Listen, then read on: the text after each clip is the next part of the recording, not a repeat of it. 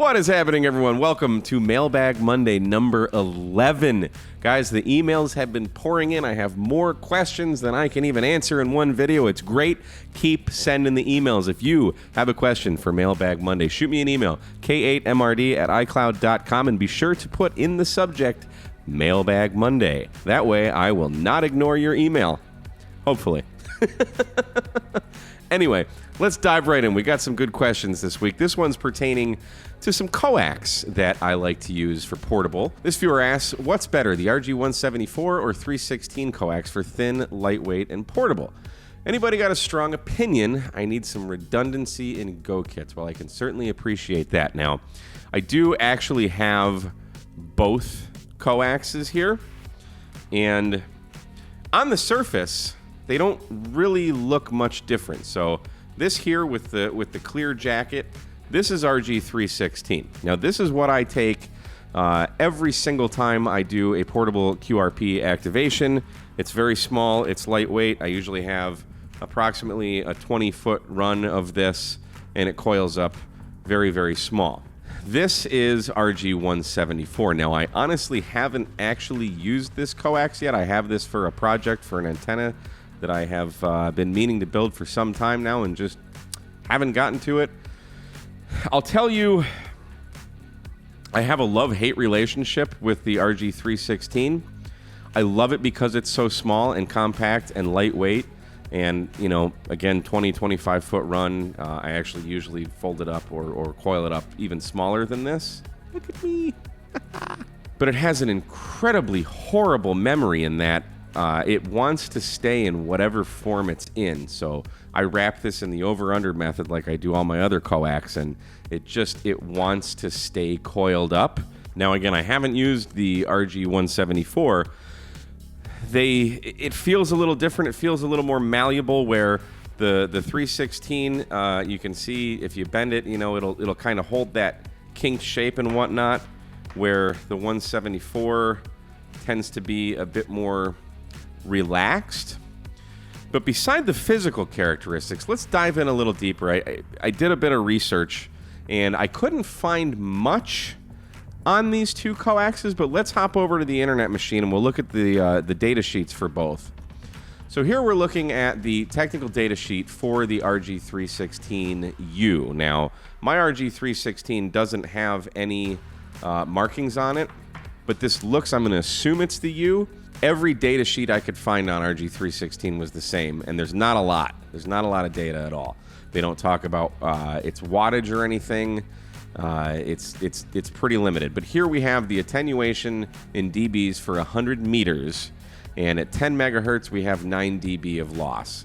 At 50 megahertz we have 19 dB. At 100 megahertz we have 28 dB. So this is looking pretty good. Keep in mind that's for 100 meters, which is 300 and some odd feet, 328 feet. And we can also see we have a 69% velocity factor. Here's some voltage stuff, operating temperature.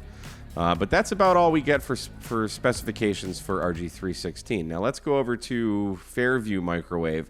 And now this is data from Times Microwave for RG174. I don't know what brand my RG174 is, but here we have pretty crummy data sheet as well. You can see at 100 megahertz, at 100 meters, we have 27.56 dB of loss. So actually slightly less, and 8.4 dB at 100 feet. So not the greatest for 100 megahertz, but that's, again, kind of all we get. Somewhere here we have a velocity factor of 66, so a little bit less than the 316, and that's kind of all we get. Now, if we hop over to Times Microwave, they have a calculator where we can compare these two. So if we're looking at RG316 on, let's say, 7 megahertz with a length of 100 feet, a couple interesting things are going to happen here. You can see we have 2.2 kilowatts of rated power, so 2,200 watts. Again, a velocity factor of 69%. Our losses at 2.3 dB, so not terrible. Again, this is really thin coax. And then let's compare that to the RG174. for 7 megahertz. Now you can see we have 2.4 dB of loss, but look what happened. 0.4 kilowatts, so much less power. That's basically translates to 400 watts. We can push through this at 7 megahertz. The RG174 doesn't look like it's going to perform quite as well, or in terms of power handling. The losses are kind of negligible. But let's take a look at, say, 14 megahertz, see what happens there. With the 174, now we have 3.4 dB of loss. We can only push 300 watts through it. So for 100 watt activations, it doesn't really matter. But let's look at that 3.4 dB of loss and the power. Let's go back to RG316 and hit enter. So now we have 3.3 dB of loss, which is really completely negligible. But now we can push 1600 watts through it. The RG316 is definitely going to handle more power, for sure. In terms of losses, it doesn't really matter. Let's go a little bit higher. Let's say 21 megahertz for a 100-foot run. Now we're 4 dB for RG316. And let's look at, let's look at RG174 again. So 4 dB of loss versus 4.2. Now we can only push 200 watts through it. So for HF, they're pretty comparable. Spec-wise, the RG316 definitely looks like it's beating it in just about every parameter. As far as efficiency is concerned, it looks like the 316 by far is beating out the 174. It really would come down, honestly, to how much power are you really trying to push through this, and how many curse words do you want to say when you're dealing with the RG316.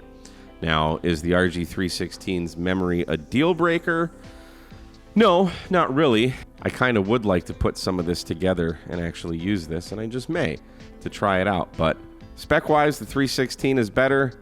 Flexibility-wise, I think the 174 has it beat. So you're going to have to choose your own adventure on that one. But great question, and now we got to learn a little bit more. So thanks for asking. Our next question has to do with a receive antenna in a tree. Peter writes, I want to install a receive-only antenna to go with my 7300. I want to install/hide it between some junipers. How much will the efficiency of the antenna be affected by it being in between the trees? And he includes a little picture there. Looks like he's gonna put a little vertical wire in the trees. I don't think that's gonna affect it at all.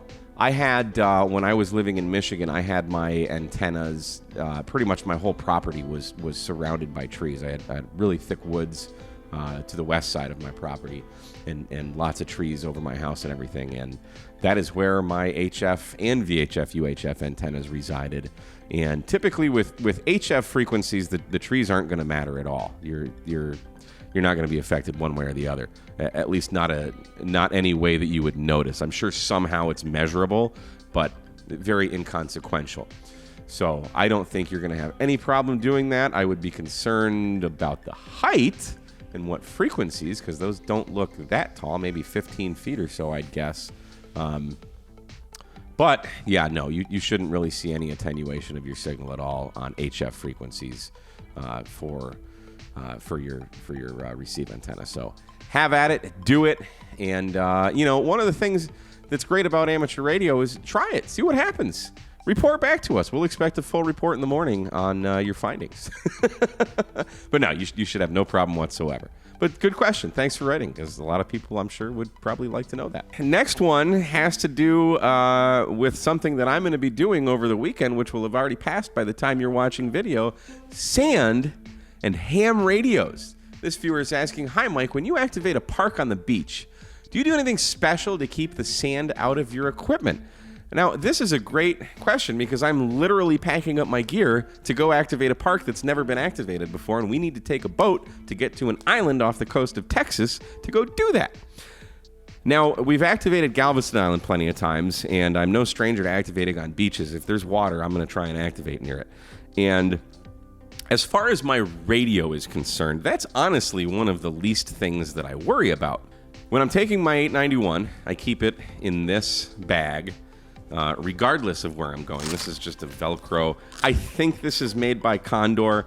Don't ask me the maker model. I have no idea. I got this at an Army store in Michigan, and it's not padded or anything. I just wanted a bag to put my 891 in, and this is where it stays.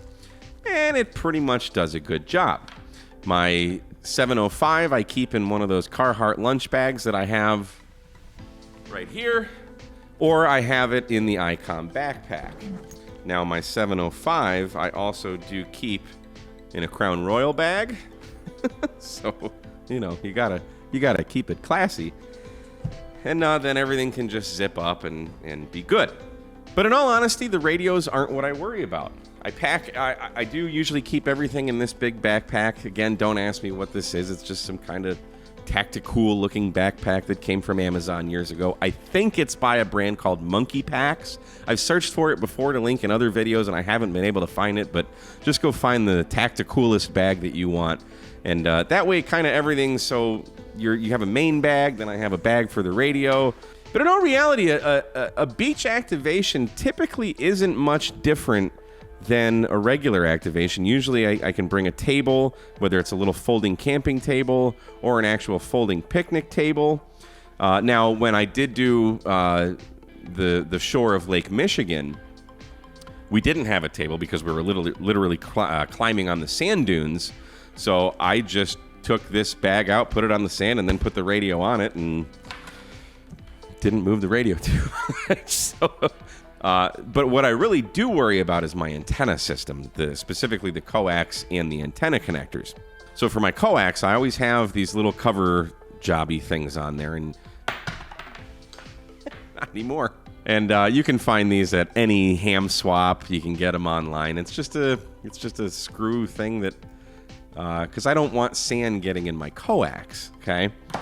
Also, there's kind of the opposite of that on my antennas. So I'll be taking the DX Commander with me this weekend. So I've got a protector on the SO239, and this actually has a little rubber gasket in there to kind of seal it up. That's what I worry about more than anything, because I don't want sand getting in all those little important bits. Obviously, don't go dragging your radios through the sand. Do your best to protect it. If you want to put them in plastic bags or something. I mean, I do put, when I do field days and stuff, I will usually bring this boom mic setup and my foot switch. I do put my foot switch inside a plastic Ziploc bag because I don't want that getting filthy, because, we're just on dirt at the field day, at least. So, do what you can, but I don't go overboard, no. I am pretty hard on my equipment, though, so I don't probably go through as many protective measures as some other people will. To me, these are tools, and I treat things. I'm very hard on things. So, but the 891 has withstood my abuse for many years now, and it is just a very rugged radio. So I don't really worry about it too much. I've dropped it in the snow. The electrical connection on the back is a bit loose. I could replace that, but it's just, I don't worry about it. I really don't. I worry about my antennas more. So there you go. Next, we have a really great question involving parks on the air. This is fantastic. I think I know the answer to this, but I am not the best guy to ask about actual rules. So I'm going to turn this over to my friend Vance. He's with the Parks on the Air administration, and have him answer this. So take it away, Vance. Good evening. This is Vance, N3VEM from the Parks on the Air Help Desk, here to help Mike answer one of his Mailbag Monday questions. So the specific question that Mike got was about activating POTA inside of a National Forest Parks on the Air site. This could apply to any park, however. And the question is, there's a pin drop and GPS coordinates for a specific location in the National Forest.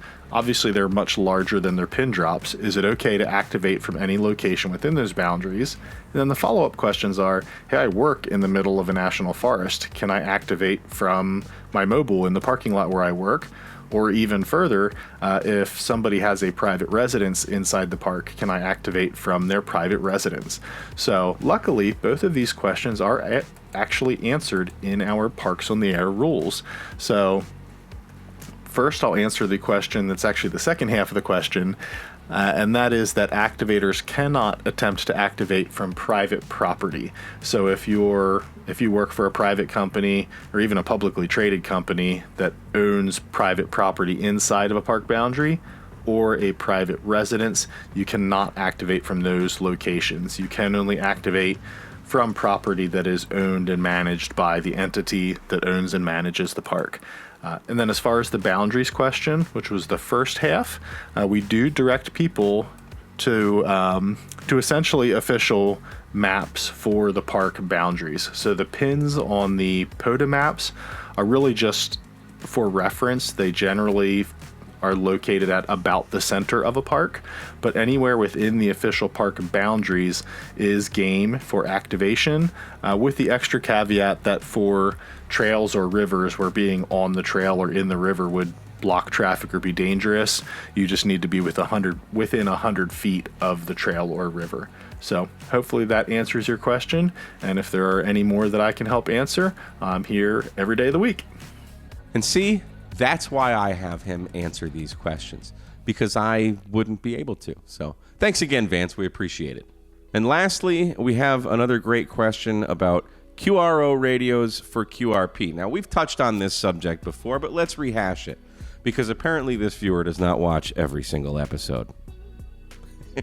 Busted. He says, I have an ICOM 7100. Would it be beneficial to me to purchase the IC 705 or Zygu, Shegu, Zigu, Zorro X6100 if I wanted to POTA QRP, or could I just turn the power down to 10 watts on my current rig? So we've touched on this before, and there's several ways you could come at this.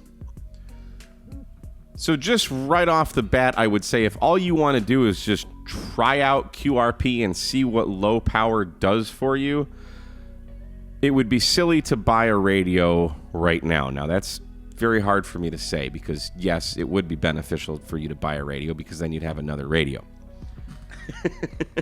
If all you want to do is try calling CQ with 10 watts or 5 watts or whatever and see what that gets you, yes, do it. I'm always about experimentation, and that's what I did first. I bought the 891 first, because it was explained to me at the time that, well, if you want to do QRP, all you got to do is turn the power down.